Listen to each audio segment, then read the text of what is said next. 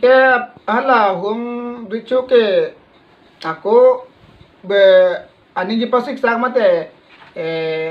aning ci pawli le hait la putang te nonis ka bujale he yo si pai de man ko kar bia rong nang toy tu pak li lo tahu nang toy tu pak amang ke la bangso koryang amen namun ka do ko bien ta hala jeng pen long thangam thanam tak ele ma di ko ฐานะเบียดล้อพี่บางทีนักตกโซนนะมาแกไอ้แหมังโฮมรีพีทล้อมันแกฮัลละ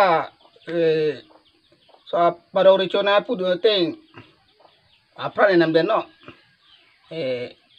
ฮัลละสอบแต่แหงปอดวันเดนึปวมาสิพระนังเอ็นเดลมาดิกอพระนังเดลล้อแกฮัลละแต่แหงลองสาบปอดก็เป็นเซราซอนตะหูmana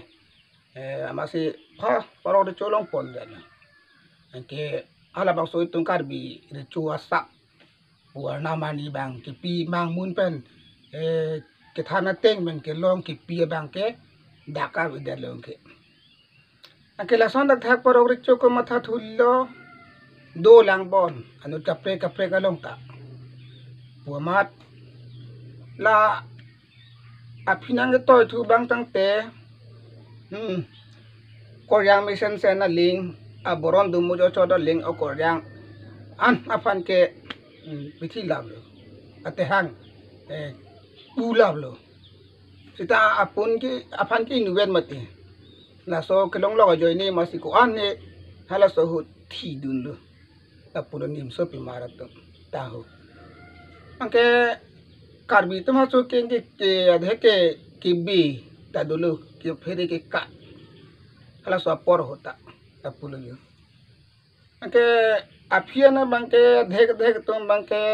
हला हला सी दुक तले रो पुदा मदिम के लालो अफि के पुगाली लो को पुसी छिपी जोगी मा ने पन पिन के किथि के yang don nang के चिपलांग पेलो pussy sar pipi tum sar mujo cho tum ka chingwai sila nimso pimar penang an tum hana bangke ate hang si insu pen pilason kai pong pang chempo la son sap pum chok po hako kala si bu pudo ni pa chi te kota si bu pu pini jok werti hala so si bu lang si phik si ki hi dun dun la tok chok po angke na hor do kri po angke la hor do kri lo pulo te hala so si pahi tung bang hai ta aso se ji than dun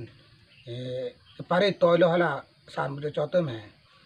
non ke bang sita o ni phan kya ni si bang atun jo ni ne lang kang elo ni kya bi pule che thak dun pu si hala bang so hut isi ka chi pi yok ilo so si bu